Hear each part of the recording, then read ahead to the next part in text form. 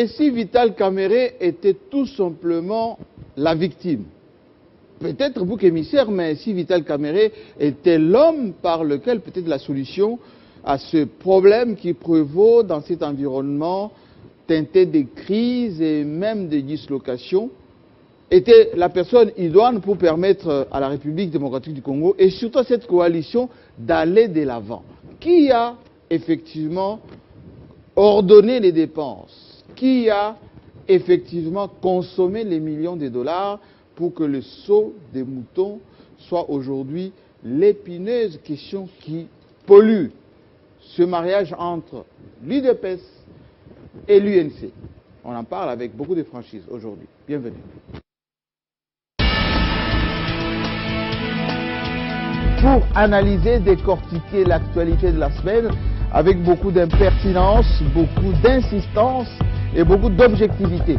Si vous voulez savoir comment ça fonctionne ici à RDC en matière d'actualité nationale, panafricaine et internationale, les journalistes congolais analysent avec beaucoup de logique. Gizenga reste toujours influent, il a toujours le contrôle du terrain. On apprend que le Rwanda est devenu premier producteur du coltan. Jean-Marie Katamba, ce n'est pas une question qu'on a peur de nous. On ne nous respecte pas. Il y en a d'autres qui vivent sans nationalité, ils ne veulent pas se faire identifier. Carrément, ils ne sont plus congolais. Lorsqu'on parle de consensus, ça ne veut pas dire que tout le monde est d'accord.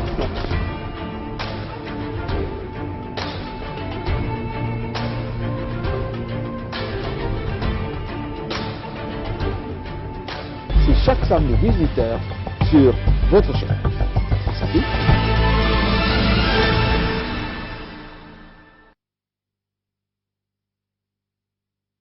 La participation un peu clairsemée dans les gradins du stade de martyrs de la Franche-Côte, ici à Kinshasa. Il fallait quand même peut-être un peu plus mobiliser avec Werrason. Il aurait fallu d'ailleurs persuader peut-être des invités qui allaient renflouer ces militants de l'IDPS qui, pour l'essentiel, étaient à l'extérieur. Augustin Kazadi, ou plutôt Augustin Kabouya, et Peter Kazadi ont encore un peu de travail à faire par rapport à ce Paris qui a connu aussi la participation assez exceptionnelle de l'évêque qui n'a pas en tout cas la langue dans sa poche, l'évêque qui était là comme invité exceptionnel, sauf la présence souhaitée mais ratée de Fachi, président de la République, qui ne pouvait pas être là où le février IDPS se réunissait. Cette semaine, oui, quelques escarmouches dans ce mariage entre le FCC et le CAJ. On confisque des passeports, on interroge, en même temps on insulte. D'un côté, Vital Kamerhe, dans le siège du chef de l'État qui contrôlait les sauts de moutons, les militants, organisés ou pas, les militants orchestrés ou pas, plutôt encadrés peut-être, parce que l'INC n'en veut pas de ces injures, ultimatums à tous ces responsables du IDPS qui doivent se calmer parce que le mariage avec Vital Kamerhe est indispensable pour la stabilité de la coalition. Le club aujourd'hui avec des journalistes qui n'ont pas eux non plus la langue dans leur poche. Bon, il y en a qui sont équilibrés, d'autres un peu vent en guerre, comme Joël Kadé Nanga, le patron d'Impact News, et doctorant. Bienvenue. Merci, cher confrère, merci. Juste à côté de vous, vous avez Pius Romain Roland, de la base économique, l'homme que les gens d'écologie apostrophent très souvent. D'ailleurs, les émissions de la fois passée, on disait toujours, mais qu'est-ce qu'il a contre le leadership d'écologie Pius Romain Roland? Non, rien du tout. Hein? Je ne suis pas contre le leader, je ne suis pas contre le leadership des gens d'écologie, sauf que l'écologie ne présente pas l'image de ce qu'on me fait.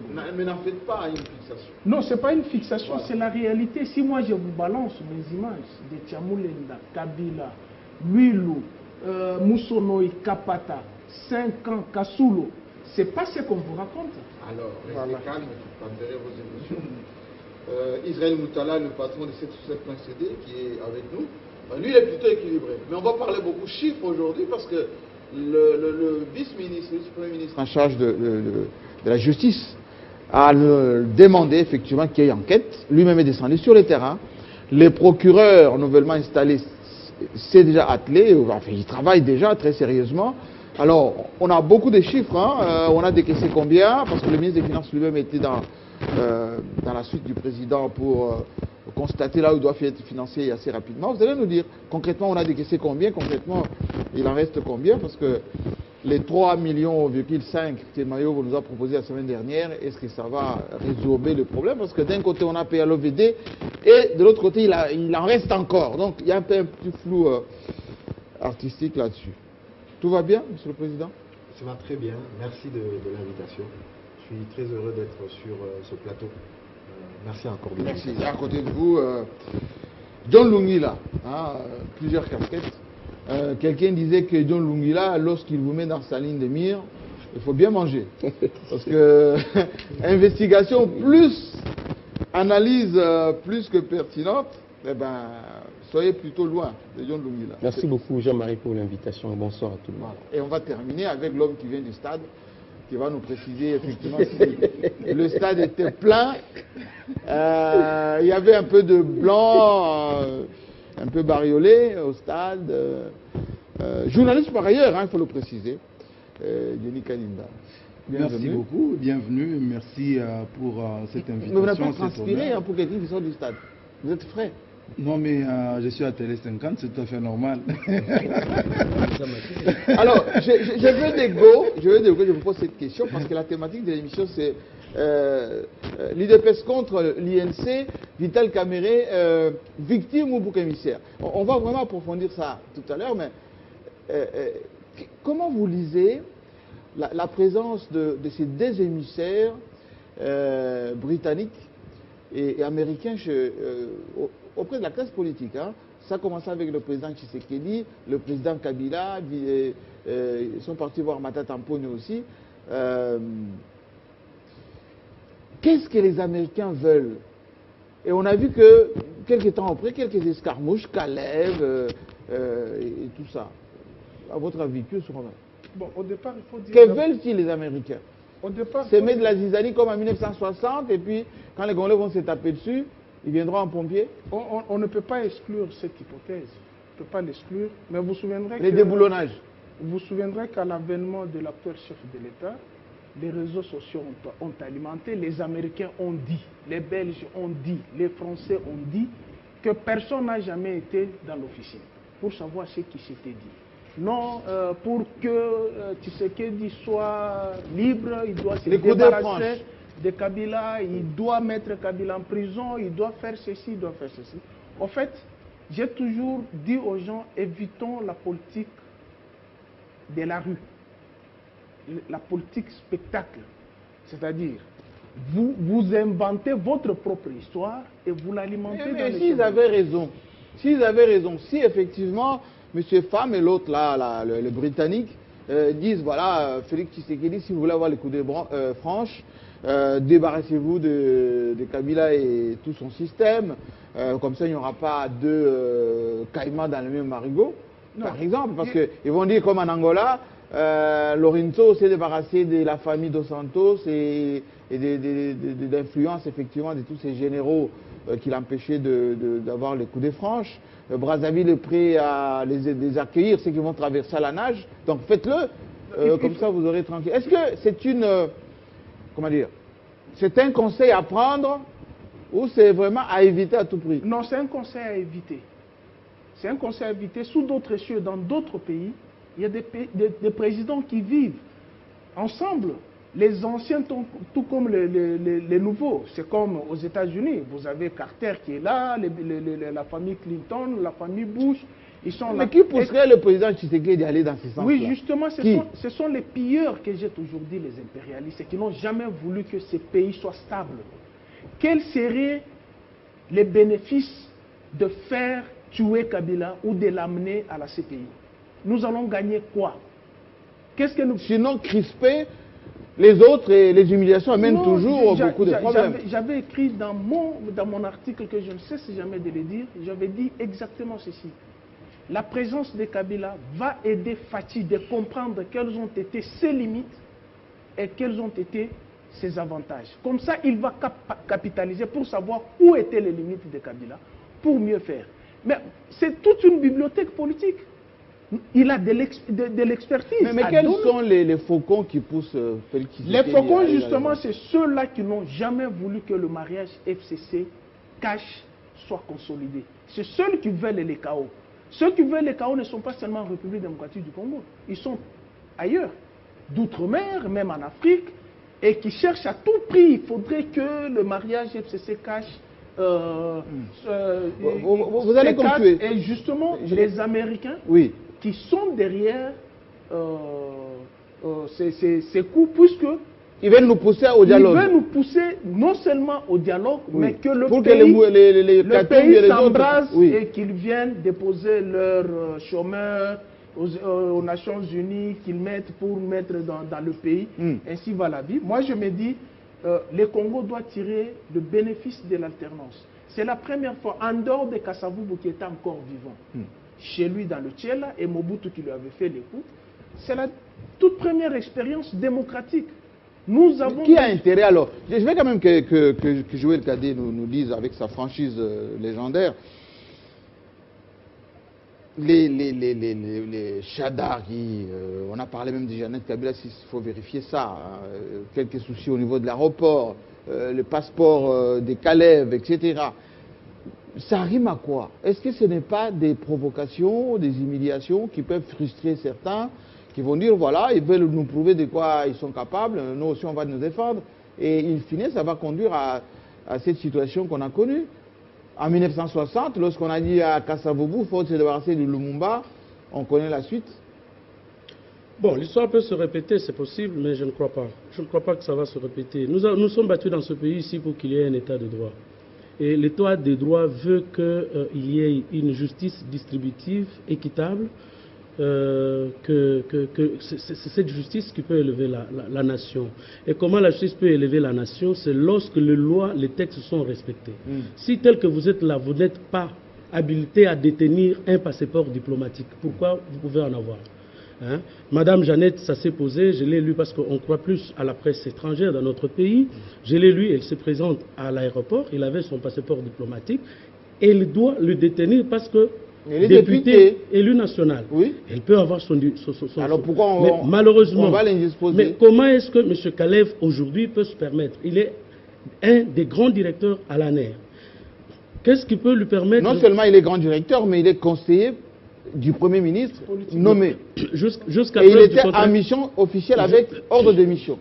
Jusqu'à preuve du contraire, en tout cas ce que je sache, le Premier ministre n'a pas encore nommé son cabinet. Comme tous les ministres. Hein. C'est ce que je vous dis, jusqu'à preuve du contraire. C'est conseiller la voyage. Hein. Je crois qu'il y a faux. Avec quel passeport? Il y a faux et usage de faux. Et non, ça, mais je vous pose la question. Vous allez continuer à parler. Tous les ministres voyagent, y compris leurs conseillers.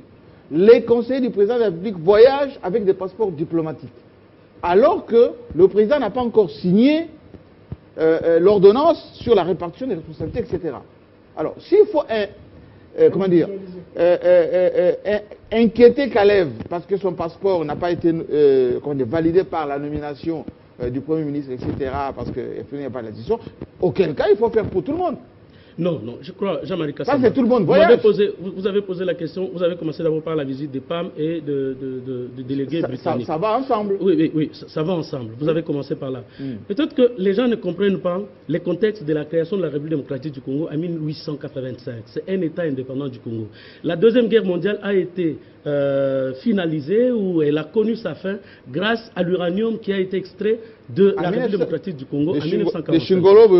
Donc il faudrait comprendre que la RDC, il y a les intérêts de toutes les nations du monde. C'est pour cela que ça a été un État indépendant où aucune nation ne pouvait avoir le contrôle. C'est parce qu'il y a eu le roi Léopold II qui, après avoir créé les massacres, après avoir tué, mutilé, on a pris la RDC pour la remettre à la Belgique. Donc aujourd'hui, nous avons les intérêts des Philippines dans notre pays, nous avons les intérêts de Madagascar, il y en a chez nous. Oui, mais l'indépendance de 1960, ça va observer quelque chose, tout à fait. Oui? Mais c'est alors où je reviens que vous ne pouvez pas continuer à braver l'État. Vous ne pouvez pas continuer à défier l'État. En quoi il a bravé l'État? Mais il n'y a pas que le passeport diplomatique. Il y a en quoi? Mais vous avez appris les contacts qu'il a pris avec certains mouvements rebelles installés dans l'est de la RDC. Preuve. Nous avons toujours dit, je pense l'avoir dit sur votre plateau ici en 2013, oui, que les responsables du M23 se trouvaient ici à Kinshasa et que le régime ancien de Kabila, ce régime-là, tirait profit de l'instabilité installée dans l'est de la République démocratique du Congo. Et nous l'avons vu. Il va combattre même le même M23 qu'il a des faits à l'est. Mais moi, écoutez, moi j'ai les preuves des accointances qu'il y avait entre le M23. Dites-moi, comment voulez-vous qu'un gouvernement soit... Mais Jean-Marie Kassamba, vous allez me laisser parler ou oui, pas? bien sûr. Oui, alors, c'est ce que je dis. Non, je voulais juste vous aider. Non, mais s'il vous plaît, il y avait les accointances. La troisième personnalité du M23, Israël Moutala, le sait, ils sont les mêmes. Bon, Israël Moutala le sait, c'était un ami, Moïse Djokwepe à son âme. Comment est-il mort? Et les accointances qu'il y avait entre l'ANER ici et les opérations sur le terrain. Et la manière dont, lorsque les opérations étaient arrêtées au niveau de l'Est, au niveau de Goma, la manière dont les ordres venaient d'ici, les orientations venaient d'ici, pour que nos forces armées tombent en embuscade, qu'on ravisse les armes. Tout cela, c'était connu. Et ce sont les services de renseignement qui commanditaient toutes ces choses. On le sait. Et notre confrère Kamandawa Kamanda l'a bien si dit, comme il a eu accès au secret, il a dit qu'il était allé pour rencontrer certains... Je peux vous poser la question maintenant? Allez-y. Est-ce que vous pensez qu'un Premier ministre de la République peut établir l'ordre de mission à son conseiller pour l'envoyer très officiellement en Ouganda rencontrer le M23? Parce qu'il y a les tampons de la DGM de l'aéroport le faisant sortir et le faisant entrer sur le territoire national, le conseiller Kalev. Jean-Marie Kassamba, lorsque l'on est dans un élan de déstabilisation et que dans cette déstabilisation, le Premier ministre étant du FCC, M. Bouche cousu, M. Sourd-muet, parce que quand vous quittez l'ANER, vous l'avez appris mieux que moi, que quand vous quittez l'ANER, Rouez, je crois, celui qui avait précédé Kalev, je l'ai suivi pour lui demander... Darouez, merci beaucoup mon frère. Oui. Je l'ai suivi pour enquêter sur une affaire. Il m'a donné une réponse que j'ai retenue jusqu'aujourd'hui. Joël, vous êtes journaliste, vous cherchez l'information, c'est pour la mettre sur la place publique. Mais moi, je cherche l'information, c'est pour la remettre à qui de droit, et par la suite, je dois me taire jusqu'à ma mort. Oui, mais qu'est-ce qui explique que Kalev, il a parlé où? Non, du coup, le premier communiqué sorti au mois de juin, pour décrire certains de ses collaborateurs d'avoir trahi Joseph Kabila. Kalev était-il au service de Joseph Kabila ou au service de la République? Et donc, c'est là où vous comprenez que ces gens avaient perdu le sens de l'État pour servir un individu plutôt que l'État congolais. Ça s'est prouvé. Quand Kabouya Augustin a dit là-bas que Kalev était envoyé partout, et Kalev a réagi. Est-ce qu'un homme d'État, un tombeau, parce que quand on quitte l'année, quand on quitte les services de renseignement, on devient un tombeau. Hein? Ni Kibouri, ni Kabouri. Donc c'est juste pour vous dire ceci, que on doit mettre fin à ceux qui lancent les défis à l'État et que tout le monde devra être égal devant la loi. Et les textes du pays, la Constitution, les textes qui attribuent les passeports à des personnalités bien identifiées doivent être respectés. S'ils ne sont pas respectés, ces gens doivent être poursuivis. Et c'est valable pour tout le monde. C'est valable pour tout le monde. Merci beaucoup. Et on va y revenir tout à l'heure, vous aurez la liberté de vous exprimer. Israël Moutala, est-ce que quand le chef de l'État voyage, il dit « je ne suis pas là pour aller fouiner dans le passé, créer des crispations inutiles parce que nous avons comme défi pour aller de l'avant ». Et en même temps, il y a quelques faucons là autour qui disent « il faut absolument effacer Joseph Kabila ». Et tous les systèmes, y compris le FCC, le PPRD, etc., en commençant par les têtes d'affiche. Est-ce que ce n'est pas une dynamique allant dans le sens de ce qu'on a cherché auparavant? Le sens contraire? Je pense que aujourd'hui, on a besoin de consolider les institutions, on a besoin de consolider la stabilité de notre État. Je comprends certaines frustrations, mais aujourd'hui, la question qu'on peut se poser tout bêtement, quel est l'intérêt de Kalev aujourd'hui à déstabiliser les institutions? Il n'y a aucun intérêt. Donc c'est une question basique, parce que quand on entreprend une action, il y a un intérêt. Mais quel est l'intérêt aujourd'hui qu'aurait le FCC, qu'aurait Kalev à déstabiliser les institutions? La majorité. Ils n'ont aucun intérêt.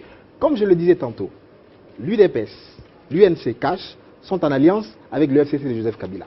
C'était un bouclier Parce qu'il y a eu l'usure du pouvoir, le FCC se renouvelle avec le nouveau bouclier, avec leurs nouveaux alliés, qui sont l'UDPS et l'UNC. Mais aujourd'hui, il serait suicidaire pour le FCC ou pour ses cadres d'aller déstabiliser les institutions parce qu'il y a la mouka en embuscade. Mais est-ce que... alors aujourd'hui... Vous allez continuer. Donc moi je ne comprends pas. Est-ce que le Premier ministre, qui est Premier ministre d'un pays, il va envoyer son propre conseiller pour aller organiser des rébellions contre son propre gouvernement? D'abord, je dis que Kalev, le M23, a démenti de la manière la plus formelle, la plus catégorique. Ensuite, sur la question de passeport. D'abord, le passeport. La question du passeport. Est-ce que le conseil du Premier ministre n'a pas donné un passeport diplomatique? Selon la note, lors de mission, Kalev est bel et bien conseiller politique et diplomatique du Premier ministre. Alors, donc, à ce titre, il a le droit de détenir un passeport. Voilà. Où est le faux dans tout ça? Donc, par rapport à ça, moi, je pense qu'aujourd'hui, si Chadar, il avait un peu cherché en disant que je vais paralyser le pays, je peux comprendre un peu que quelques élèves puissent lui faire comprendre que, voilà, la dynamique a changé, nous, on peut te paralyser. Mais pour Jeannette Kabila, député de son État, je pense que c'est malheureux qu'on ne peut pas en arriver là-bas. Si je vois aussi ce qui est arrivé aujourd'hui à Kalev, je pense quand même que il avait commis quelques erreurs, notamment la lettre qu'a déploré Joël aujourd'hui, du fait qu'il avait déploré les comportements de certains qui voulaient trahir Joseph Kabila. Il s'était un peu comporté en militant, oui. Mais cela ne doit pas faire de lui, justement, une personne qui doit être dans les services, dans les viseurs de faucons de Félix Tshisekedi. Moi, je pense qu'aujourd'hui, on gagnerait à apaiser les tensions. C'est la question qu'on se pose ici. Où est l'intelligence stratégique de l'UDPS? L'intelligence stratégique? Oui, il se fâche avec l'UNC. Elle se fâche avec l'UNC, elle se fâche avec FCC. Elle est divisée elle-même. Est-ce qu'à l'UDPS, il y a une intelligence stratégique pour savoir comment on a besoin de l'unité d'abord au sein de l'UDPS, on a besoin de l'unité avec nos alliés de cash, on a besoin de l'unité avec nos coalisés du FCC. Où se situe l'intelligence stratégique pendant les 5 ans? Ils sont là à s'entre-déchirer, à se diviser pour des futilités. L'état des droits, ce n'est pas interpeller des gens à tout bout de champ. Non, il y a des choses plus sérieuses. Il y a des choses plus importantes. Vous avez vu l'inflation, vous avez le tout ça. Ils sont distraits avec les interpellations des Kalev, ils sont distraits avec les interpellations des Jeannette, ils sont distraits. C'est pas ça. L'état des droits, même avec Yuma, ils sont distraits. Ils sont distraits avec ces dossiers là-bas. Le problème, c'est que bâtissez les bases d'un état de droit. Faites en sorte que les magistrats soient bien traités, soient bien rémunérés pour qu'ils soient indépendants et fassent leur travail. Mais ce que j'ai vu, par exemple, dans les dossiers même de Yuma, qu'on ait pris le DG de Ventura, comme ça, par quelqu'un qui ne connaît même pas le dossier, qui le menote, et de là, on l'amène à Makala. Le pauvre a fait l'état, il a failli mourir. Voilà. C'est pas comme ça qu'on instruit un dossier. Quand quelqu'un te dit, voilà, dans ce dossier, je n'ai pas touché l'argent, voilà. D'abord, tu dis, voilà, tu ne quittes pas le territoire, tu le laisses en liberté, mais tu ne l'amènes pas à Makala dans le pavillon de brigands. Il n'a jamais connu ça. Voilà, déjà qu'ils ne connaissaient pas les dossiers qui ont instruit ça comme ça, tout ça, c'est pas bon pour la République. L'état de droit, c'est ça? C'est pas ça l'état de droit. Il faut qu'on se le dise. Donc l'UDPS doit rectifier le tir. Donc l'état de droit, c'est pas ça. C'est pas ça du tout. Et donc moi, je pense que l'état de droit grandirait à ce qu'il n'y ait pas des petits règlements de compte. Je pense que les messages qu'on avait déjà envoyés à Chadari est passé et qu'aujourd'hui, les gens sont tenus en respect par l'UDPS. C'est ça la question. Aujourd'hui, je pense qu'il y a assez de retenue du côté du FCC, il y a aussi assez de sagesse du côté de l'UDPS pour qu'on n'en arrive pas à ces extrêmes-là. Aujourd'hui, l'intérêt, c'est de consolider merci, Israël Moutala, pour ces précisions détails. Jenny Kaninda, vous sortez fraîchement de stade. D'abord, quelles sont les nouvelles des stades? Est-ce que le plein attendu a eu lieu? Ça, c'est de 1 et de 2. Est-ce que l'UDPS n'a pas à gagner dans la consolidation de ce pouvoir, de le stabiliser, plutôt que de se trouver des ennemis de part et d'autre? La thématique aujourd'hui, c'est les militants de l'UDPS qui ont chauffé Vital Kamerhe sur le terrain. Et il était obligé de laisser le président d'aller visiter les maisons, bon, qui ne sont pas achevées d'ailleurs, au niveau des camps Tchachi. Et en même temps, le FCC qui ne se sent plus en confiance avec l'UDPS, parce qu'il suffit d'un petit rien, Kabound saute devant le micro et fait une déclaration, on ne peut plus, on va dire, trancher.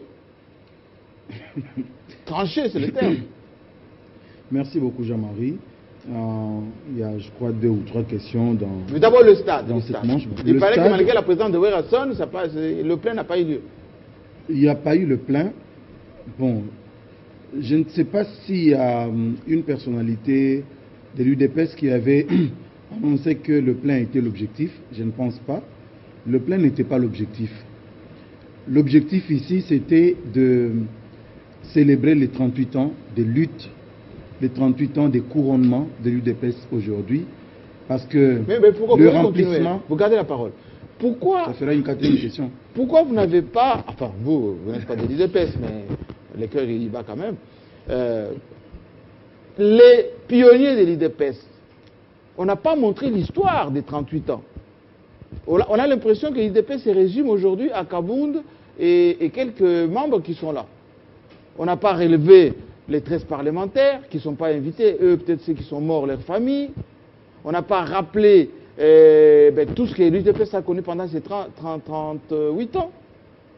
Bon, peut-être que ça a été scénarisé sur place, mais on n'a pas un documentaire comme ça. Je pense que les reporters de Télé 50 ne sont pas encore entrés pour vous donner toutes les informations, mais ça a été très bien rappelé.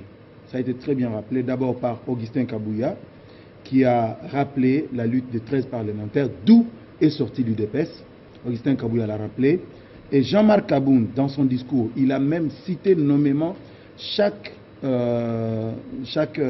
combattant qui a fait partie des 13 parlementaires. Il a fait allusion à la lettre de 52 pages qui a été rédigée par les 13 parlementaires. Et il y a même un de 13 parlementaires qui a fait son témoignage. Dites-moi, gardez encore la parole. Hein, ceux qui sont à la maison, il faut m'en vouloir de ne pas dire ceci, mais à Kinshasa, ici, nous avons les Béchika, les Omer Kamba, les Corneille Moulumba, les Moleka, tous ces gens-là sont à Kinshasa ici. Pourquoi ils ne sont pas associés? Pourquoi on ne les voit pas, on ne les a pas vus au devant de la scène? Pourquoi? Je ne vois pas Télé 50 célébrer 6 ou 7 ans et inviter tous les journalistes qui sont partis. Oh, mais ça fait je ne sais pas si ça va se faire. Ça fait partie de l'histoire. Télé 50 le ferait, je ne sais pas, les Patins, l'invitation sera lancée. Les Florides Zantoto, ils viendraient témoigner. C'est l'histoire. Bon, mais je note quand même qu'il y a eu un des 13 parlementaires qui a témoigné. Maître Mukendi est passé pour faire son témoignage. Donc ce sont des grands piliers, les fondateurs, les cofondateurs, c'est des personnes qui connaissent l'histoire du parti, qui ont témoigné. Donc c'est dire que la parole n'était pas donnée que à Augustin Kabouya et à Jean-Marc Kabound, mais on a donné aussi la voix à ceux qui ont vu le parti naître, qui l'ont vu grandir, ceux qui ont accompagné le parti. La voix leur a été donnée au stade. Donc, ici, le problème, ce n'est pas du tout, comme je le disais, remplir le stade et inviter tous les 13 parlementaires qui, du reste, avaient quitté le parti pour certains. Ils avaient quitté le parti, certains ont créé leur propre parti, certains ont abandonné la politique. Mais je crois qu'à chaque occasion, même aux obsèques de Etienne Tshisekedi d'heureuse mémoire, il y a eu des parlementaires, les membres de ce groupe qui sont passés témoigner. Donc c'est dire qu'aujourd'hui le problème ne se situe pas à ce niveau-là, mais l'enjeu c'est au niveau de ce qu'Israël disait tout à l'heure, la consolidation du parti, la stratégie politique, l'intelligence oui, derrière la conservation du pouvoir. Lorsque Jean-Marc Kabound dit que l'UDPS sera au pouvoir aujourd'hui, demain et à l'éternité, oui, et il annonce la mise en place. Où est la démocratie dans tout ça? Non, mais ça, c'est l'objectif d'un parti politique. Ça, c'est pas nouveau. Et un parti politique est créé pour conquérir et conserver le pouvoir. Ça, le plus longtemps possible. Ça, on ne peut pas les dénier à l'UDPS. Alors, la guéguerre que disait tout à l'heure le président Moutala par rapport à l'UDPS. Pourquoi, à part la sagesse de Augustin Kabouya, tout le reste, c'est les ventes en guerre? Vous allez apprendre à nager, on va déboulonner, vous allez fuir ce pays, vous allez, etc. Pourquoi, à la fois, c'est fâché avec Kaméré, alors que c'est Kaméré-là qui a participé, il faut quand même le dire, après Genève, à cette fameuse réunion de Nairobi, hein, laisse-moi finir. Et pourquoi c'est fâché avec le FCC? Parce que Félix Tshisekedi lui-même l'a dit à plusieurs reprises, ce mariage eh ben, je serai le dernier à quitter ce mariage. Donc il dit, Joseph Kabila, c'est mon frère désormais, et on est appelés à cheminer ensemble. Et quand c'est Kabound qui prend la parole, c'est tout le contraire. C'est comme vous l'avez dit tout à l'heure, moi je suis de plus près l'actualité de l'UDPS. Oui. Vous conviendrez avec moi que toutes les actions posées, toutes les actions fâcheuses, je voudrais dire, posées par l'UDPS, c'est en termes de réactions. Ce n'est pas des actions, c'est des réactions, des preuves. Emmanuel Ramazani Chadari passe et il annonce l'hyperkit. Vous avez suivi. Même si l'hyperkit ne se donne pas en kimono. Bon, l'hyperkit, il n'a pas dit ça à l'UDPS. Ceux qui jouent à la boxe ne sont pas en kimono. Ils sont en culotte. L'hyperkit, il avait dit que je vais donner à l'UDPS. C'était une mauvaise communication. Est-ce qu'il avait dit à l'UDPS? Les boxeurs ne s'habillent pas en kimono. C'était une mauvaise communication vestimentaire. Là n'est pas mon problème. Et lorsqu'il annonce ça, c'est alors que Jean-Marc Kabound revient à la charge pour parler du maître nageur. Donc c'était une réaction. Même si on nage pas en costume. Comment? Il était en costume, lui, pour parler de la natation. Non, la nage ne le concernait pas lui. Il parlait de la nage à ceux qui pensaient donner l'hyperkit. Donc ça, c'est un exemple que j'ai pris pour dire que à toute occasion que l'UDPS monte au créneau pour sortir des propos un peu salés, c'est en réaction, c'est pas dans une action. Mais les militants qui ont insulté... Vous avez suivi encore, oui, les militants qui ont parlé de l'UNC. Oui.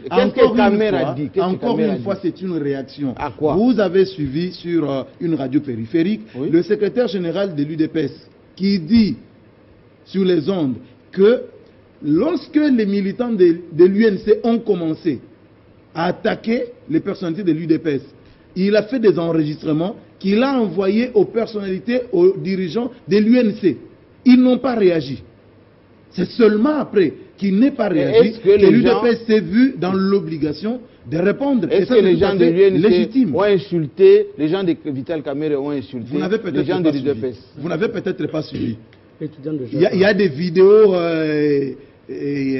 insupportables. Vous n'avez peut-être pas suivi. Mais là aussi, c'est en réaction. Non, donc, c'est en réaction aussi. Oui, mais qui est traité en premier des voleurs? Qui est traité en premier des voleurs? À l'Équateur, il y a un adage qui dit Mabelo Manga. Donc, la faute revient à celui qui commence. Vous voyez, la faute revient à celui qui commence. En quoi Kamerhe a commencé quelque chose? Ici, c'est Kamerhe qui a insulté les voleurs quand même. C'est à quel moment qu'on a dit ça? C'était à quel moment qu'on a chanté? Il y a 2 jours. Il y a 2 jours qu'on a chanté. C'est à l'Unikin qu'on a chanté. À Londres, là-bas, c'était il y a 2 jours, quand on a dit qu'il faut chasser Kamerhe voleur. Mais qui chante? Qui chante? Est-ce que c'est l'UDPS qui chante? C'était les combattants. Est-ce que c'est l'UDPS qui chante? C'était les combattants. Est-ce que c'est l'UDPS qui chante? Est-ce qu'ils sont identifiés UDPS? Est-ce que le fait que les gens qui sont à Londres viennent voir le président, donc ça signifie, et qui ne dirait pas que c'est les militants du FCC? Parce qu'aujourd'hui, Félix Tshisekedi, il est le président de la République, il est membre d'une coalition à la tête du pays. Donc il est membre du FCC aussi. Je dis bien membre d'une coalition Cash FCC. Donc, et dans cette salle, que Félix Tshisekedi est du FCC. Je reprends ce que je dis. Oui. J'ai dit il est à la tête d'une coalition Cash FCC. Donc, et qu'est-ce qu'il dit? Que dans la salle à Londres, puisque vous dites qu'à Londres on avait dit Vital Kamerhe, bon, et la suite vous connaissez. Qui dit que c'était des militants de l'UDPS? Et qui ne peut pas dire que c'est des militants du FCC? Vous n'avez pas répondu à la question pourquoi l'UDPS est dans une phase de bellicisme ambiant. Donc, moi je pense que ça c'est peut-être un constat qui est réel. Oui. Il faut travailler.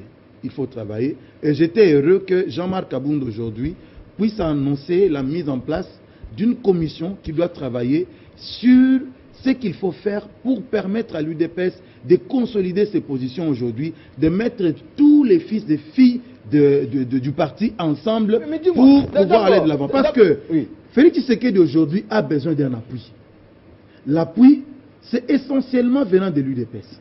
C'est vrai, les alliés, le FCC, qui de temps en temps aussi on le voit tirer sur lui, alors que c'est un allié, normalement, le support qui devait appuyer Félix Tshisekedi, c'est l'UDPS. Donc là, il faut une intelligence, il doit travailler. Alors expliquez-nous, avant que la parole tourne un peu à June Lungila. Il a été dit par, comment s'appelle-t-il, député aujourd'hui, Eliezer Tambwe, exactement, dans une de ses prestations, que ce qu'on a vécu au mausolée, quand on a commémoré les 3 ans d'Étienne Tshisekedi, c'était quand même affligeant. Les membres de l'IDPS ont boudé la première dame. Aujourd'hui, les querelles au sein de l'IDPS entre le pro Augustin Kabouya et Kabound, en face, vous avez les Kazadi, les Tchulumbu, etc., et Germain Chabani, et Félix Tshisekedi est pris en étau entre les fils Moukoko et les parlementaires debout, alors qu'il est censé diriger le pays. Est-ce que tout ceci contribue à l'efficacité de son combat? Je vois que ça, c'est inhérent à tous les partis politiques congolais. Est-ce que vous savez aujourd'hui de la majorité présidentielle de Joseph Kabila pendant 20 ans? Vous savez aujourd'hui qu'il y a un cadre. Vous savez qu'il y a un cadre. Vous savez qu'il y a un cadre aujourd'hui du PPRD qui est en grève de faim. Vous le savez? Qui est en grève de faim. Ça peut être un cadre, mais c'est pas tout un mouvement comme c'est qu'on voit. C'est un cadre du PPRD. Vous savez ce qu'il revendique? Un individu. C'est un individu. Ok, c'est un individu. D'accord, c'est un individu. Donc j'ai pris cet exemple pour vous dire qu'aujourd'hui... Vous minimisez vous ça? Non, je n'ai pas minimisé. C'est comme vous minimisez aussi ce qui se passe au PPRD. J'ai dit un individu. Il y a d'abord, après la retraite de Boula Lodge, il y a eu des revendications, vous avez suivi, qui ont été vite récupérées par Némi Moulania. Vous avez suivi. Donc là n'est pas mon problème. Mais ici, je veux dire qu'il y a des frustrations au sein de l'UDPS. Parce que vous avez des personnes qui ont perdu des bras, qui ont perdu des jambes. Il y a des personnes aujourd'hui, à force d'être gazées, qui ne savent plus réfléchir correctement. Vous avez des personnes qui ont vécu des atrocités dans des cachots de Calais. Dans des cachots de Calais. Il y a des personnes qui ont suivi... Les cachots des services de sécurité. C'était des cachots de Calais. C'était pas les cachots de la République.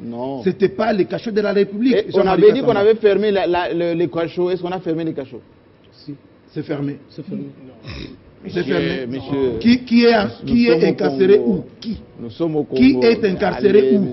Il faut le dire. Donc, j'ai fini par dire que ce qui se passe à l'UDPS, les frustrations, il y en a dans tous les partis politiques. Mais ce qui se passe à l'UDPS, les amis doivent comprendre que Félix Tshisekedi doit travailler. Il doit travailler. Aujourd'hui, nous ne sommes pas le pays, la RDC n'est pas en mesure de créer des industries, de créer des entreprises pour embaucher tout le monde. Donc il faut lui donner le temps de travailler. D'où ces sorties à l'extérieur du pays pour amener les investisseurs. On a suivi avec intérêt ce que les Américains ont signé ici pour au moins apporter du travail et pour finalement que les militants, les Congolais, je vous voyais gesticuler parce qu'apparemment vous n'êtes pas d'accord avec Jenny Kanida. Lorsqu'il est affirmatif et il comprend. Il comprend, M. Kanida. Je suis au regret d'être témoin de la cacophonie entretenue sur ce plateau. Je me dis, un adepte, bon, pas adepte, mais partisan du chef de l'État, mais qui est en train de s'apprendre au directeur du cabinet du chef de l'État. Non, ça je n'accepte pas, il faut retirer. Vous savez, ah non, je le protège. Il doit retirer ça. Votre temps va venir. Non, il retire ça. Laissez-moi. Je le protège. Moi, je ne suis pas en train... Attendez. Il doit retirer ça. Oui, votre temps viendra, vous allez le poster. Non, je suis pas ici en train de il doit retirer. Qu'est-ce que je dois retirer? Tu dois retirer. Je l'ai traité de président d'un parti politique. Je suis journaliste, traitez-moi en tant que porte-parole. Ok. Vous êtes intervenu en tant que porte-parole de l'Assemblée provinciale. Vous n'avez pas le droit de participer à ce débat. Là aussi, il peut vous dire de retirer. Non, ça c'est un Moi, je ne suis pas. Moi, je ne peux pas soutenir l'IDPS, un parti au pouvoir que certains réclament dans l'opposition aujourd'hui. L'IDPS n'est pas un parti de l'oppo-pouvoir, c'est un parti qui est au pouvoir. Le peuple a voté Félix Tshisekedi pour diriger ce pays. Il ne faut pas encourager ceux qui pensent que Félix doit rentrer à l'opposition pour faire quoi l'opposition aujourd'hui. Est-ce qu'il est normal que vous êtes au pouvoir, mais vous organisez des activités dans le sens de contester, des contestations, d'opposition? Et je me demande, qu'est-ce qu'on attend de l'IDPS aujourd'hui en tant que parti politique? Moi, je pense qu'il y a une confusion. Il faut pas être ingrat, et l'ingratitude cruelle que je constate de l'IDPS vis-à-vis de l'UNC et de Caméré, il ne faut quand même pas les soutenir. Il est vrai, il y a beaucoup de choses peut-être qu'il faut dire sur la gestion du RCAB auprès du chef de l'État, mais il ne faut pas faire porter à Caméré tout le malheur. Il y a un nom qui est sorti là, hein, Nicolas Kazadi. Nicolas Kazadi. Effectivement, parce qu'on n'a pas géré le programme de 100 jours comme la construction d'une maison privée. Et il y a, selon les informations, il y a une cellule qui a été mise en place. À la tête, il y avait un coordonnateur, Nicolas Kazadi. Vous voyez? Ça, c'est de l'autorité publique. Et ces programmes conçus par la présidente de la République visaient à donner, à poser des actes à caractère visible parce qu'il n'y avait pas encore un gouvernement à l'époque. Vous voyez? Et pourquoi on parle plus de Nicolas Kazadi? On ne parle plus de ce monsieur Et Kazadi. cette cellule avait travaillé avec les gouvernements de l'époque.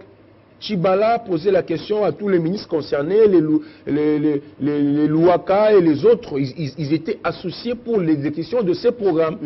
Et Henri Have était chargé à tout moment de décaisser, de débloquer de l'argent pour financer effectivement ce programme. Et il n'y avait pas que les sautes-moutons, il y avait beaucoup de projets, une centaine. Des maisons, effectivement, des routes. Effectivement. Et je pense que selon les informations, il y a plus de 70%, 60%, on a exécuté le projet. Mais aujourd'hui, il se pose un problème au niveau de saute-mouton parce qu'on se rend compte qu'il n'y a pas évolution. Il faut poser la question aux concernés, aux personnes concernées. Mais comment dire, cette offensive de l'UDPS anti-Caméré, ça découle de quoi? Parce que lorsque Caméré lui-même dit que c'est fait à dessein pour comment dire, me noircir, alors que je ne suis pas le principal acteur dans cette affaire, je ne suis pas le principal bénéficiaire, il y a eu quand même l'argent qui est sorti et beaucoup de gens ont touché à cet argent. Si on commence à donner des noms, ça va gicler, et Dieu sait que ça va gicler. Les enquêtes, John Lungila, qui sont en cours, les enquêtes qui sont en cours, on commence, oui, vous allez continuer. Quand on va parler de M. Kazadi ou des autres, etc., est-ce que ça va s'arrêter à l'UNC? Non, vous savez, on ne peut pas parler de Fachi Béton et Caméré voleur. On ne peut pas comprendre. Le chef de l'État, il est meilleur, il est bon, on doit l'applaudir. Son directeur de cabinet est un voleur. Mais qui fait de lui meilleur? Parce qu'il y a une personne qui est à la responsabilité de gérer son cabinet. Parce que le chef n'a pas un autre cabinet, ce n'est pas l'UDPS qui gère les affaires du chef de l'État. C'est Caméré qui gère. Et alors, si Fachi est meilleur, ça veut dire, par ricochet, le cabinet travaille bien. Le directeur du cabinet est bon. Alors, comment c'est lui qui doit faire le travail, préparer les dossiers, préparer le travail pour le soumettre au chef et voleur, mais le chef est béton? Parce que le béton, là, découle de 100 jours. Hein. Mais effectivement, des beaux cassas des routes qu'on a construites, des ponts qu'on a jetés à l'intérieur et qu'on sort. Ça découle de ça. Effectivement, ça découle de ça. Et il y avait un directeur de cabinet qui avait fait ce travail. Lui, il est voleur, mais le chef est béton. Il y a un problème. Vous savez, aujourd'hui, le chèque de Vital, c'est le chèque de Fachi, qu'on le veuille ou pas.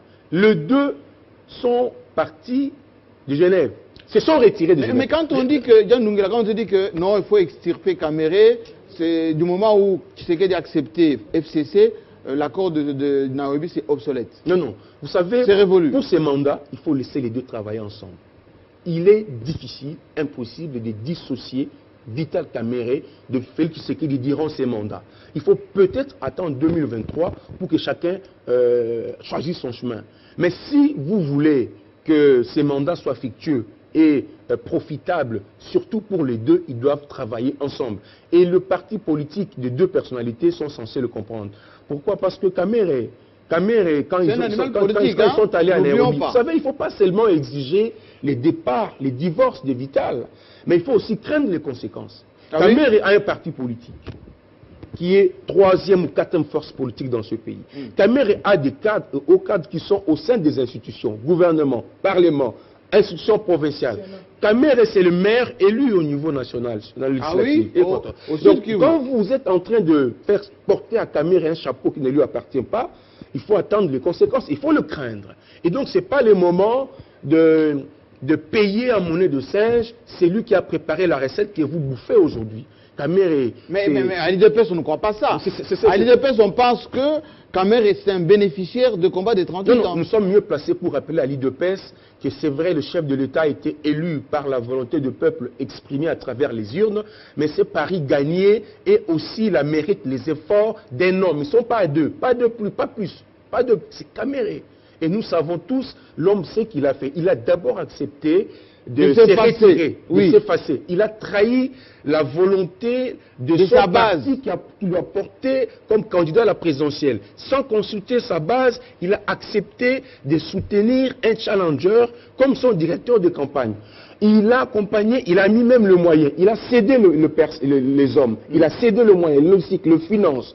Il a accompagné pour que la réussite soit au rendez-vous. Et aujourd'hui, il n'est même pas bénéficiaire de ces accords. En principe, il devait être Premier ministre. Aujourd'hui, il est directeur de cabinet. Il n'est que directeur de cabinet. Même avec rang de Premier ministre, enfin de vice-Premier ministre. Kamer est directeur de cabinet de Félix. Oui. Moïse Katumbi ne l'acceptera pas. Jean-Pierre Bemba, que je connais, ne l'acceptera pas. Encore moins Martin Fayoulou. Mais aujourd'hui, Vital Kamer a accepté de le faire pour qu'on avance. Et je pense qu'il ne mérite pas cette ingratitude cruelle. C'est cruel à votre avis? C'est cruel parce qu'on ne peut pas lui rendre cette monnaie de cette manière-là. Il mérite respect surtout au sein du cash avant que les autres puissent dire le contraire. Romain, est-ce que Vital Kamer est si trempé dans cette affaire de saut de mouton de 15 millions qu'il serait facile de l'effacer comme ça et que l'IDPS continue son bonhomme de chemin tranquillement? Non, sur un autre plateau, j'avais posé la question qui était l'ordonnateur. L'ordonnateur de sortie des fonds pour ces travaux. J'avais posé cette question. J'étais avec mon frère Dionné.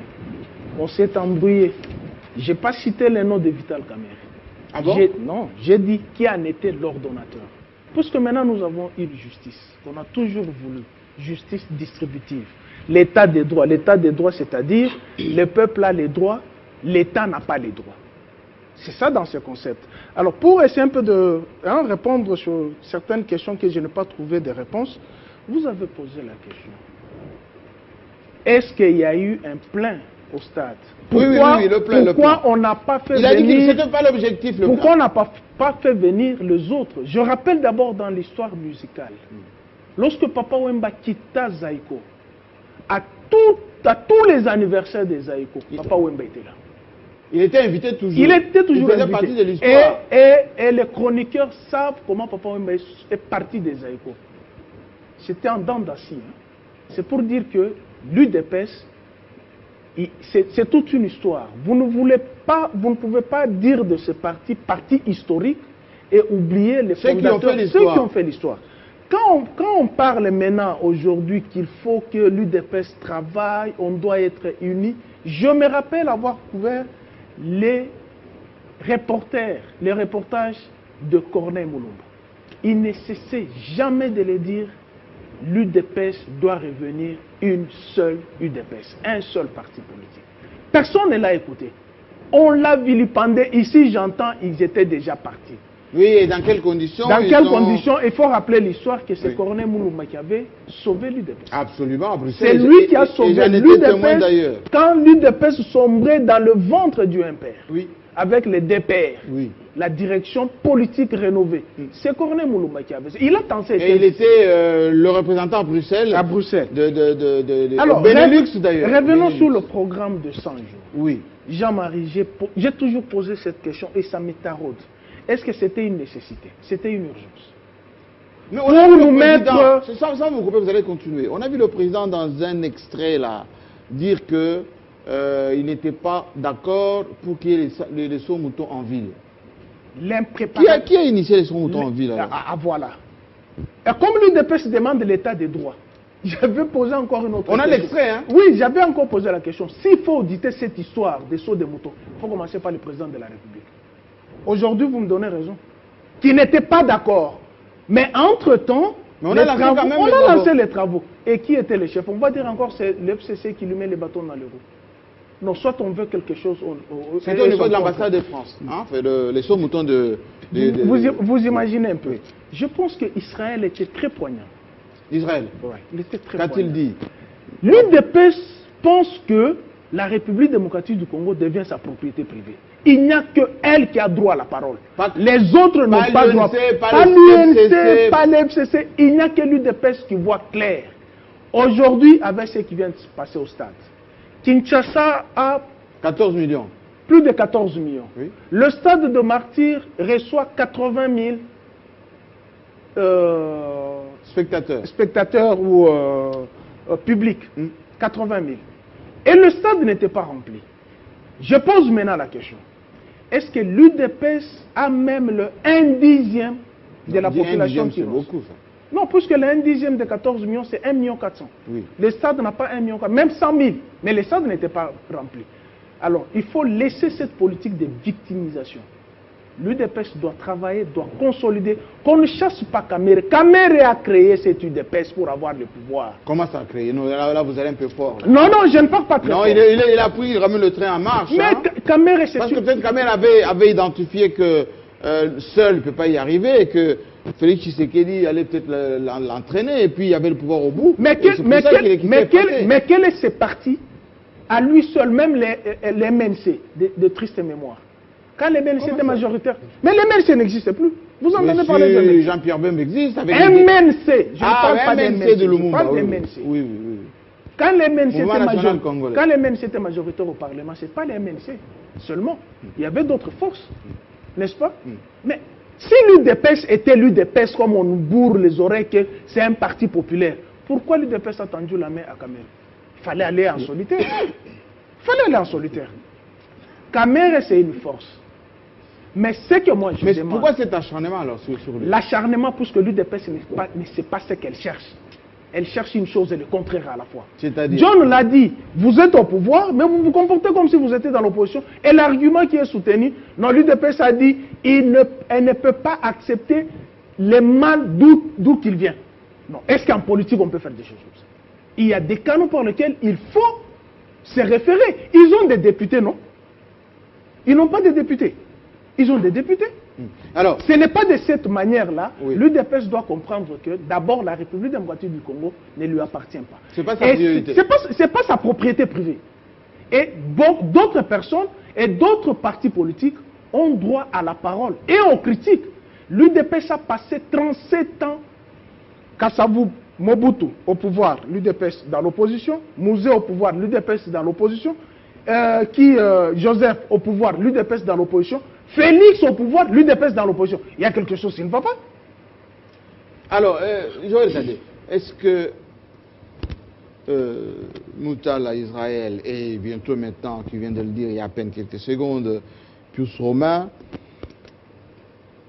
ces guéguerres entre Vital Kamere et l'UDPS, est-ce que ça n'aura pas tendance à fragiliser le pouvoir de Félix Tshisekedi? Parce que lui, il insiste à dire, à Londres, il a dit, laissez Vital Kamere, c'est mon directeur des cabinets. On doit continuer. Il a continué à dire, le FCC, on doit continuer à travailler ensemble. Mais les faucons, enfin les zélés, continuent à dire, non, il faut dissoudre le mariage, comme les... Hein, on a vu Moukouna aujourd'hui en pompe, là, enfin en grande pompe presque, au stade. Il doit écouter qui? Est-ce que ça ne serait pas contre-productif vis-à-vis des UDPS? Je réduis un peu que je suis ahuri, un peu dérangé. Par qui? Par du coq-à-l'âne que j'entends sur ce plateau. Pius Romain s'est trompé?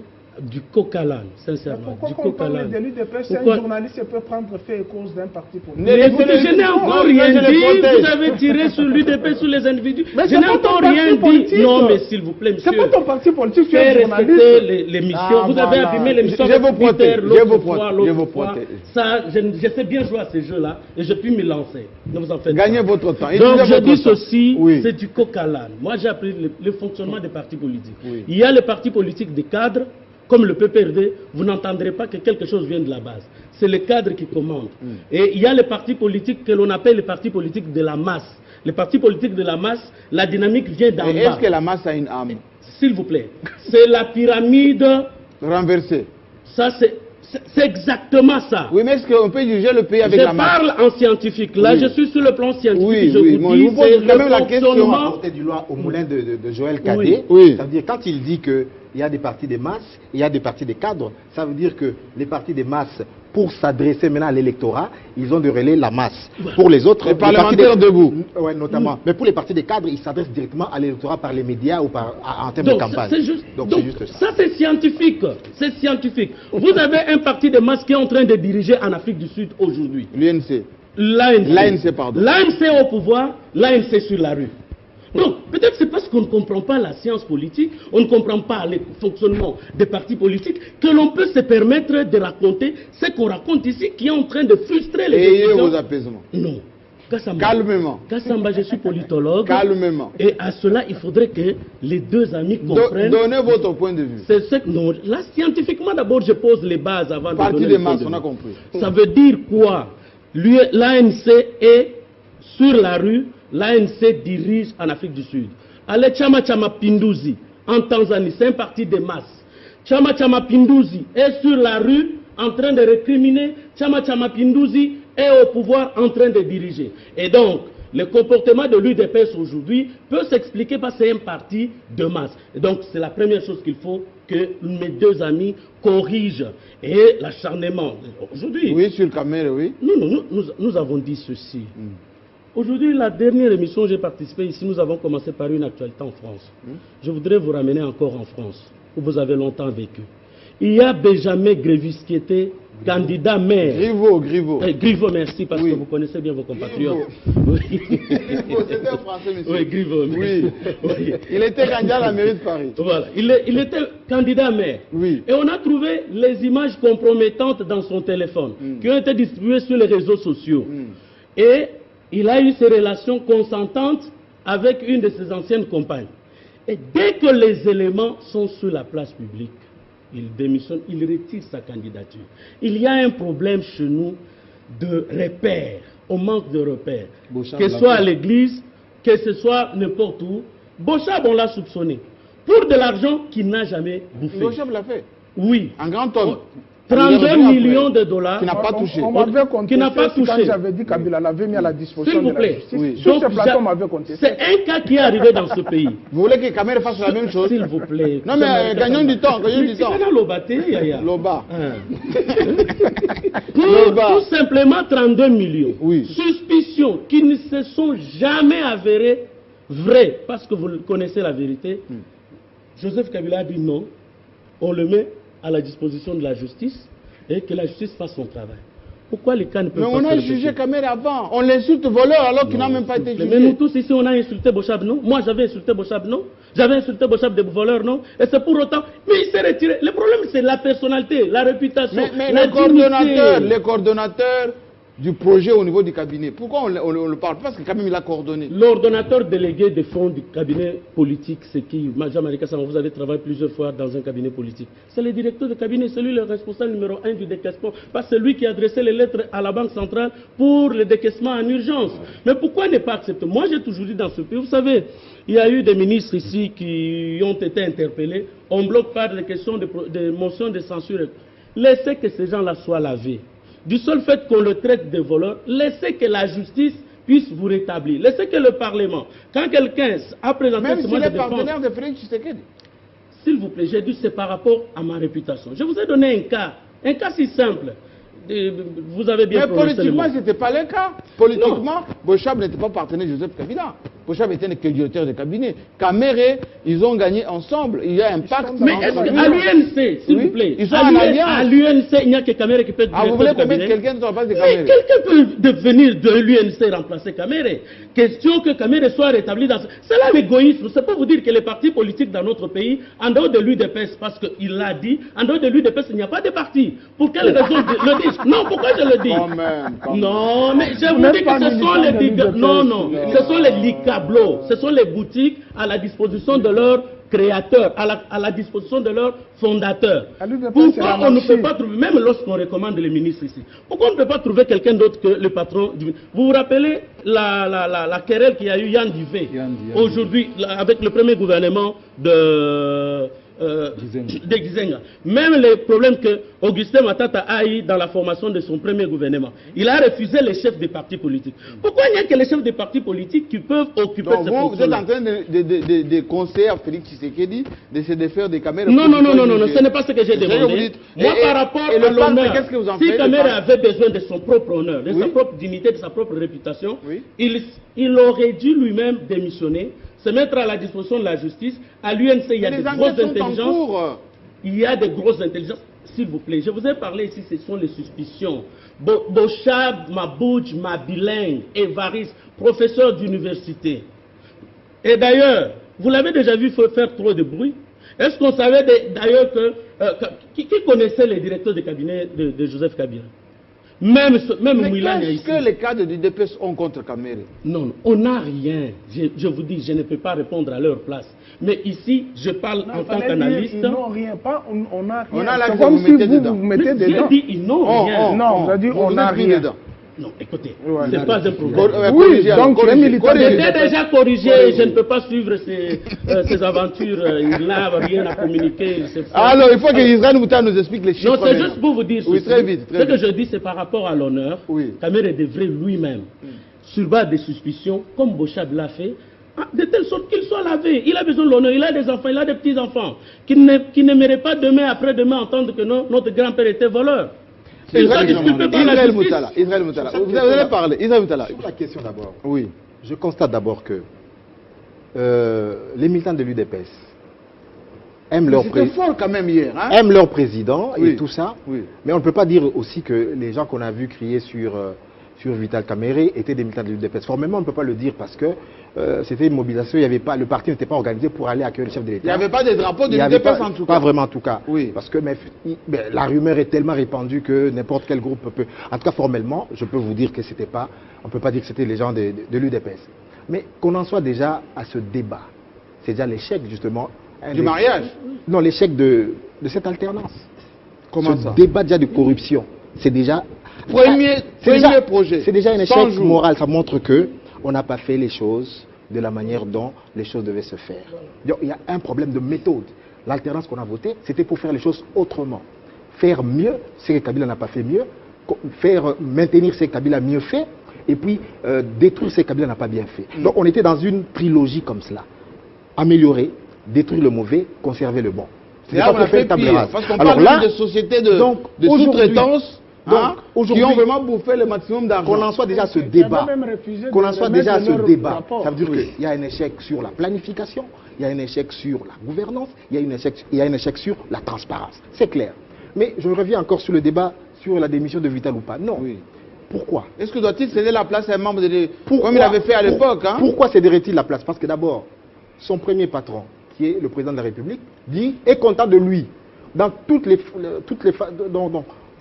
à chaque occasion qu'on lui pose la question sur les questions, c'était un appui total et sans faille. Mais pourquoi les militants de l'UDPS... Mais il est en contradiction avec son parti alors. Mais pourquoi les militants de l'UDPS ou les cadres de l'UDPS ne respectent pas la ligne de leur chef? Parce que leur chef connaît tous les dossiers. Vous voyez un peu... Non, on ne peut pas dire que la masse y réfléchit. Ce serait faire insulte aux militants de l'UDPS. Mais je pense que... voilà, c'est vrai qu'il y a une guerre d'influence autour du chef de l'État où on pense que Vital avait beaucoup d'espace. Il y a d'autres collaborateurs du chef de l'État de l'UDPS qui aimeraient réduire l'influence de Vital Kamere. Et Vital Kamere de la diaspora. Pas faire. Voilà, c'est des bagarres autour d'influence autour du chef et tout ça. Et on s'est sali. Et si nous allons dans cette guerre entre les cadres ou les collaborateurs du chef de l'État, on va commencer à lancer des suspicions, on va demander à tout le monde de démissionner. Sur la question de démission, moi j'ai dit, il y avait une règle en France, c'était quoi?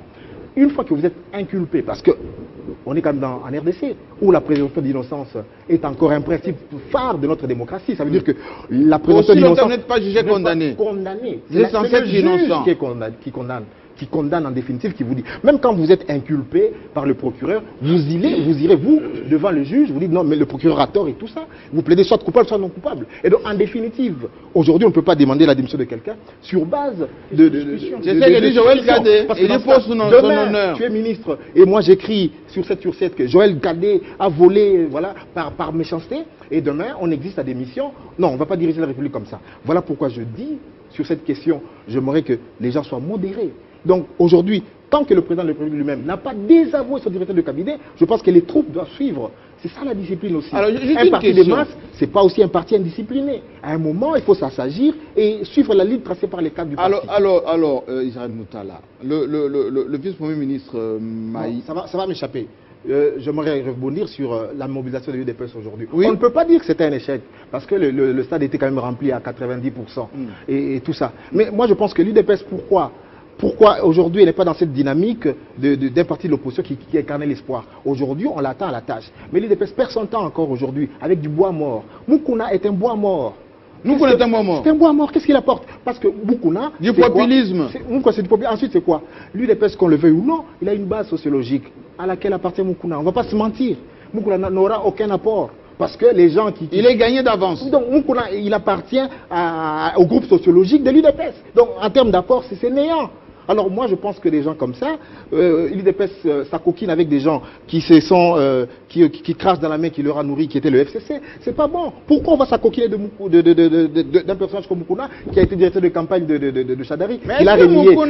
Des traîtres. Pourquoi nous ne en vole faites pas la vedette quand même à Augustin Kabou et aux autres? C'est ça le problème. Moi je pense que Kabouya aujourd'hui, il est... n'a pas intérêt à faire avec Moukouna. Ils sont assez forts, assez rodés pour tenir cette barre, qui n'ont pas besoin des apports comme Moukouna. Parce que c'est ça le problème. Donc, Moukouna est téléguidé par certaines officines pour déstabiliser tout simplement. Alors voilà pourquoi que maintenant l'UDPS, moi je pense que les cadres de l'UDPS doivent être intelligents. Il ne faut pas qu'ils cèdent aux sirènes de ces gens là-bas. Alors question des mathématiques, je pense que c'est votre tasse d'été, Israël Moutala. Le vice-ministre du budget nous annonce 3,5 millions de dollars par mois. Les sauts de moutons, c'est 13 millions qui restaient en reliquat. Mais on n'a pas dit aussi que dans les 100 jours, il y avait aussi les maisons préfabriquées. On n'en parle pas. Ça dépend des routes, les écoles.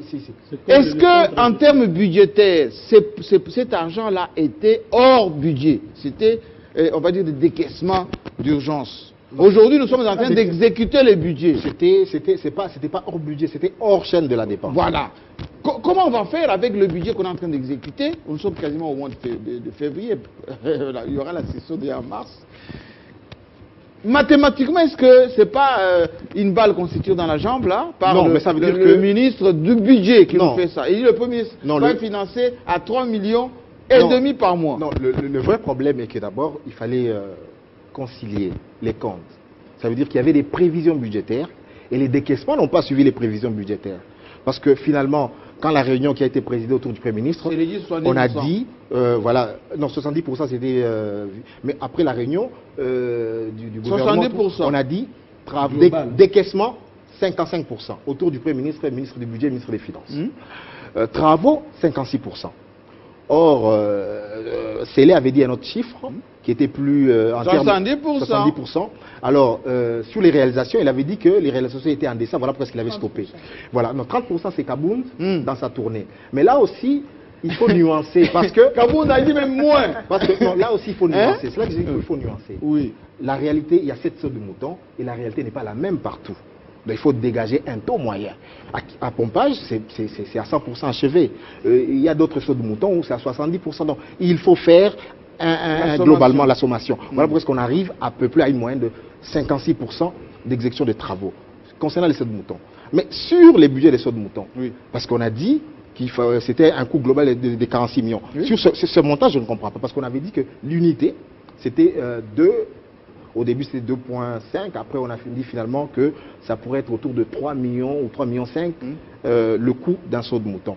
Mais quand on fait simple arithmétique, 7 fois 3,5, c'est... Il y en a 12 prévus. Non, mais ceux qui sont en construction, parce que ceux qui nous dérangent d'abord... Il y en a même qui ne sont même pas lancés. Voilà, les 7 qui sont là-bas, c'est 24,5 millions de dollars pour tous les sauts de mouton. Et moi, je pense que là, aujourd'hui, on a beaucoup de chance. C'est parce que on a un président quand même... Parlons-en en toute liberté. Est-ce qu'en réalité, on n'a pas déjà bouffé de l'argent et qu'on a du mal à justifier et qu'on est en train de camoufler avec ces histoires d'enquête? Sur cette question, encore une fois, j'attends beaucoup des réquisitions du procureur. Parce que là, si je vous avance que tel l'argent a été bouffé, il faut que j'aie des preuves. Moi, je peux pas alléguer. De sous-traitance. Je peux pas alléguer. Non, les sociétés qu'on a prises, par exemple, certaines sociétés qu'on a prises, c'est des sociétés quand même qui ont une certaine capacité technique. Mais sur la capacité financière, c'est là aussi notre problème. En principe, il faut faire quoi? On donne des marchés publics à des sociétés qui ont la capacité technique et la capacité financière. Ça veut dire que vous gagnez le marché de l'État, vous vous préfinancez avec une banque. Et vous faites vos factures. Et voilà, vous faites vos factures. Et une fois, quand la trésorerie de l'État... Parce qu'il y a les rétrocommissions au niveau des sociétés de sous-traitance. Ça, vous ne dites pas souvent. Oui, c'est vrai. Mais le problème, c'est que les rétrocommissions, quand il y en a, ça ne prend pas de couleur. Ça veut dire que, par exemple, pour les sauts de moutons... Donc le procureur doit se préoccuper de sociétés. Non, mais c'est difficile, c'est subtil. Vous ne verrez pas les noms des gens. Non, vous ne verrez pas. Par exemple, je vais vous dire comment ça se fait. Par exemple, pour les études... Parce que chaque ouvrage, il faut un bureau d'études de contrôle. Il faut un bureau technique de contrôle. Or, il se fait que le bureau technique de contrôle de l'État ne peut pas être sur tous les chantiers. Ce qui fait que l'État a agréé des cabinets privés. Et vous allez voir... Il faut voir qu'est-ce qui se cache derrière les cabinets. Qu'est-ce qui se cache derrière les cabinets. Alors, mais ils vont faire leur travail de manière technique, mais derrière les cabinets, il y a des gens qui sont à la fois juges et partis. John Lungila, est-ce que Vital Kamerhe, est-ce que c'est un bouc émissaire, c'est une victime, parce qu'il est exposé? On a parlé de l'ingratitude tout à l'heure, puis Romé disait qu'il ne faut pas cracher dans la soupe qui a amené le pouvoir. Ça va aboutir à quoi finalement tout ça? Bon, vous savez, moi j'étais parmi ceux qui disaient au président Vital que votre place n'était pas au cabinet du chef de l'État, parce que je voyais venir ce qui se passe aujourd'hui, ces manquements, ce qui se passe aujourd'hui. Bon, Factivite hier c'était un produit pour guérir le Congo. Aujourd'hui, c'est un produit périmé. Ah, c'était le produit pour guérir, c'est vrai. Mais vous savez, qu'est-ce qui s'est passé? On parle de nom l'ordonnateur et qu'on soit au nom du cabinet. Vous savez, aujourd'hui, au cabinet du chef de l'État, toutes les dépenses qui dépassent 50 000 $, doivent, avant de passer, avoir l'aval du chef de l'État. Ah bon? Effectivement. Donc, vous ne pouvez pas imaginer les montants avancés pour... Les millions, Vital s'engage seul. Donc, Vital s'engage seul. C'est là où moi je suis en train d'interpeller l'IDPS et les amis qui ont un cœur qui bat un peu à l'IDPS, peut-être qu'ils sont ici. Il faut pas, vous êtes en train d'exposer sans le vouloir ou sans le savoir le chef de l'État. Ça veut dire vous en qualifiant Kamerhe des voleurs, vous êtes en train de nous dire indirectement que le chef de l'État est voleur. Pendant que lui, partout où il passe, il cote bonnement son directeur de cabinet. Qu'il est bon, il faut pas l'attaquer, il faut le laisser tranquille. Mais vous le qualifiez de voleur. Pendant que c'est lui qui prépare tout, c'est lui qui fait pratiquement tout pour le chef de l'État. Et ce n'est pas correct. Bon, je constate que Joël Cadet se comporte comme un encyclopédiste sur ce plateau, en train de faire la différence, parti de masse, parti des cadres. Mais c'est ça la confusion même aujourd'hui à l'IDPS. Pourquoi? Au cabinet du chef de l'État, j'ai appris que l'UNC a à peine 20 ou 25% de membres total. Mais la globalité, la totalité des membres, plus de 70% sont des l'IDPS ou sinon de poids du chef de l'État. Mais plus le grand problème, ceux qui sont au cabinet chef de l'État, ce sont des gens qui sont venus de l'étranger, de la diaspora. Le parti de masse dont on nous rappelle ici... Donc il n'y a pas la masse là-bas. Il n'y a pas la masse là-bas. Au cabinet. Fils Mkoko l'a dit. Et c'est cette confusion-là, on croit que ce sont des gens venus avec Kamerhe. Il y a à peine 2-3 de Sele Yemba, parce que ce sont de grands communicateurs, des Billy Kambale, des grands communicateurs. En lui seul, il peut porter la voix pour plus de 100-200 personnes. Et vous pouvez croire que parce qu'il est là... Et la parole va tourner parce qu'on est quasiment à la fin de l'émission. Mais pourquoi ce comportement faune là de la diaspora? On l'attend presque pas. Ils sont des conseillers, mais on ne les voit nulle part. Personne ne les connaît. C'est ça le problème. Il n'y a pas que ceux qui sont venus d'ailleurs. On a même David Moukeba. Bon, ils ont fait beaucoup de bruit. Maintenant, ils ont la responsabilité. On le sent. Il est même effacé, mais conseiller principal en matière d'infrastructure. Donc, vous comprenez qu'aujourd'hui, des responsabilités, s'il faut citer nommément des gens, je pense qu'il faut laisser Vital tranquille. Ils sont connus, ceux qui doivent répondre devant les procureurs. Mais je ne pense pas que ce soit sans polémiquer. Vous avez des éléments à apporter. Faites gaffe, il nous reste 3 minutes. Jenny Kaninga, quand même. Vous ne voyez pas que Vital, comme pushing ball de tout ce qui ne va pas, ça risque de poser des problèmes sérieux. Parce que si on pousse Fachi à la dissolution, Vital dit ok, si c'est comme ça, moi je reste dans mon coin, il te précède, ça va être compliqué. Ça va être compliqué s'il y a élection. il y a des gens qui me disent toujours pourquoi tu vas à Télé 50. On ne te donne pas le temps de parole, pourquoi tu vas là-bas? On me dit toujours ça. On me dit toujours ça. Je suis obligé alors que le générique est déjà balancé. Il faut noter, j'aimerais quand même apporter un toilettage ici que John doit savoir quand nous venons sur le plateau, nous devons nous respecter. Dire à un journaliste. Vous pouvez du temps. Répondez. Dire à un journaliste professionnel comme moi, 22 ans de profession, j'ai vu John venir dans le métier et il me traite certains journalistes des partisans. Ça, c'est à la limite. Mais vous autres, aucun a droit de débattre. C'est à la limite l'insulte. Revenez au débat. Donc, ça, prochainement, revenez au débat. Je lui déconseille. Tempérez vos émotions. C'est quand il manque les arguments, le débat. Oui. Lorsqu'on qualifie le président de la République par John d'un produit périmé, ça c'est de l'arrogance. Je parle de Fativite. Fativite. Vous avez peut-être à l'époque. Ça vous dit quelque chose, Fativite? Non, pas c'est mon temps de J'ai dit Fativite. Allez-y, j'ai porté monsieur. J'ai dit Fativite. Monsieur Kaninda. Il nous dit, Félix Tshisekedi qui était pris ici comme Fativite. Non, à l'époque, il y avait la thématique Fativite. Non, vous grignotez mes 2 minutes. Il dit Fativite qui était considéré comme un produit Fativite pour sauver le Congo. Aujourd'hui, je constate que c'est un produit périmé. C'est sorti de lui. Donc, c'est dire aujourd'hui qu'on fait se jouer sur le du président de la République. Vital Kamerhe n'a pas été. C'est pas l'UDPS qui a tendu la main à Vital Kamerhe, comme l'a dit ici. C'est Vital Kamerhe qui a approché l'UDPS. On ne peut pas changer l'histoire. Et aujourd'hui, lorsqu'on dit aux gens que c'est le président de la République est au courant de tout décaissement de plus de 50 000 $, ça c'est vrai. Oui. Est-ce que c'est pour insinuer quoi? Que c'est le président qui a pris l'argent? Le problème qui préoccupe les Congolais aujourd'hui, ce n'est pas que le président de la République a validé une signature. Ce qui préoccupe les Congolais aujourd'hui, c'est qu'il y a eu un ordonnateur de fonds. Il y a eu quelqu'un qui écrivait des lettres pour des décaissements en urgence. Le problème n'est pas de dire qu'il y a eu un certain Nicolas, membre de l'UDPS, qui coordonne les travaux. Et ici, la préoccupation des Congolais, c'est qu'on a décaissé l'argent, oui. Mais ça a été utilisé de quelle manière? C'est ça la question. Donc, dire aux Congolais aujourd'hui, la démission, ça c'est un fait qui remonte de son chef. Il peut se dire, pour me laver, je démissionne et comme ça je laisse la justice faire son travail. Nous devons faire attention, Jean-Marie Kassamba. Nous sommes à l'heure des grands enjeux. Le monde nous regarde. Nous devons faire attention. Le président de la République doit faire attention. Aujourd'hui, par exemple, vous avez une campagne contre BSI, son conseiller spécial en matière de sécurité. Oui. Il y a une campagne contre lui aujourd'hui. Nous savons qu'il venait de perdre quelqu'un de très important autour de lui, qui venait de décéder le conseiller Mundela. Donc, nous devons faire attention. On veut éloigner les personnes qui travaillent réellement à côté du chef pour les fragiliser. Donc, nous devons faire attention de ce côté-là. Alors, clôturer parce que le générique est parti. Est-ce que Denis Kaninda, quand même, l'UDPS va être ami à qui alors? FCC, on n'en veut pas. Kamerhe, on n'en veut pas. Finalement, il faut des personnes intègres. Parce qu'un parti qui a combattu 38 ans pour l'instauration d'un état de droit, lorsqu'il voit des signes qui montrent qu'on n'est pas véritablement engagé sur la voie de l'instauration de l'état de droit, mais est-ce que la partie va se lever pour dire non? Hier, Joseph Kabila cherchait 15 personnes. Et je ne sais pas aujourd'hui, est-ce qu'il en avait trouvé? Donc Félix Tshisekedi aujourd'hui doit faire un effort pour trouver ces oiseaux rares. Nous ne pouvons pas dire, je l'ai toujours dit, à l'UDPS, il n'y a pas que des saints. Et nous ne disons pas que dans l'FCC, il n'y a que des démons. Non. De part et d'autre, il y a des saints, il y a des démons.